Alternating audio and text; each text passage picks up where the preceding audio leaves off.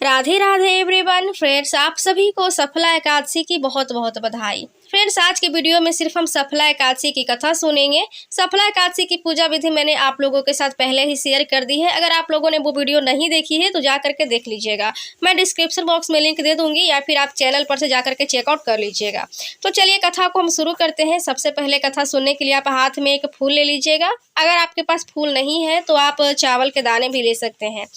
कथा कुछ इस प्रकार से है कि धर्मराज युधिष्ठिर कहने लगे कि हे जनार्दन, मैंने मार्गशीर्ष शुक्ल एकादशी अर्थात मोक्षदा एकादशी का सविस्तार वर्णन सुना। अब आप कृपा करके मुझे पौष माह के कृष्ण पक्ष की एकादशी के विषय में भी बतलाइए।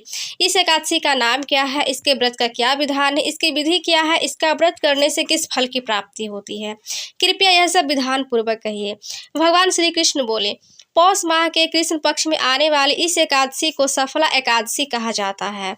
इस एकादशी के देवता श्री नारायण है। विधि पूर्वक इस व्रत को करना चाहिए। जिस प्रकार नागों में शेषनाग, पक्षियों में गरुड़, सब ग्रहों में चंद्रमा, यज्ञों में अश्वमेध और देवताओं में भगवान विष्णु श्रेष्ठ है, उसी तरह सब व्रतों में एकादशी का व्रत श्रेष्ठ है। जो मनुष्य सदैव एकादशी का व्रत करते हैं वे मुझे परम प्रिय है। इसका महात्म्य मैं तुमसे कहता हूँ, ध्यान पूर्वक सुनो। भक्त वत्सल भगवान श्री कृष्ण कहने लगे कि धर्मराज, मैं तुम्हारे स्नेह के कारण तुमसे कहता हूँ कि एकादशी व्रत के अतिरिक्त मैं अधिक से अधिक दक्षिणा पाने वाले यज्ञ से भी प्रसन्न नहीं होता हूँ। अतः इसे अत्यंत भक्ति और श्रद्धा से युक्त होकर करें। हे राजन, द्वादशी युक्त पौष कृष्ण एकादशी का महात्म्य तुम एकाग्र चित्त होकर के सुनो। चंपावती नगरी में एक महिष्मान नाम का राजा राज्य करता था। उसके 4 पुत्र थे। उन सब में लुम्पक नाम वाला बड़ा राजपुत्र महापापी था। वह पापी सदा पर स्त्री और वैश्यागमन तथा दूसरे बुरे कामों में अपने पिता का धन नष्ट किया करता था।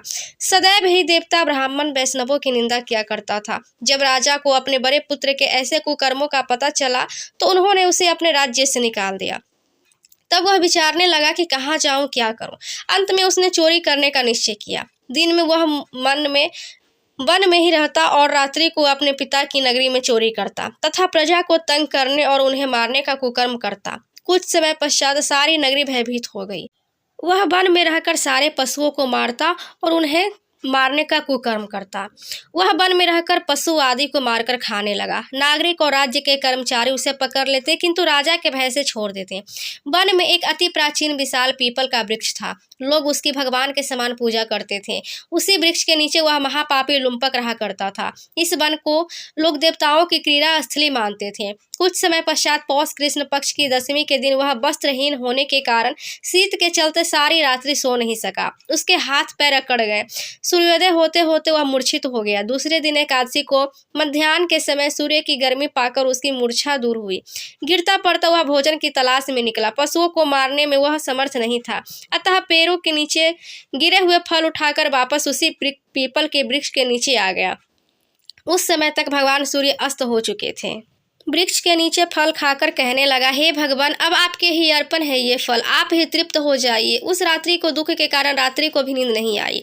उसके उस उपवास और जागरण से भगवान अत्यंत प्रसन्न हो गए और उसके सारे पाप नष्ट हो गए। दूसरे दिन प्रातः एक अति सुंदर घोड़ा अनेक सुंदर वस्तुओं से सजा हुआ उसके सामने आकर खड़ा हो गया। उसी समय आकाशवाणी हुई कि हे राजपुत्र, श्री नारायण की कृपा से तेरे पाप नष्ट हो गए हैं। अब तो अपने पिता के पास जाकर राज्य प्राप्त कर। ऐसी बाणी सुनकर वह अत्यंत प्रसन्न हुआ और दिव्य वस्त्र धारण करके भगवान आपकी जय हो कहकर अपने पिता के पास गया। उसके पिता ने प्रसन्न होकर उसे समस्त राज्य का भार सौंप दिया और स्वयं वन के रास्ते चल दिए।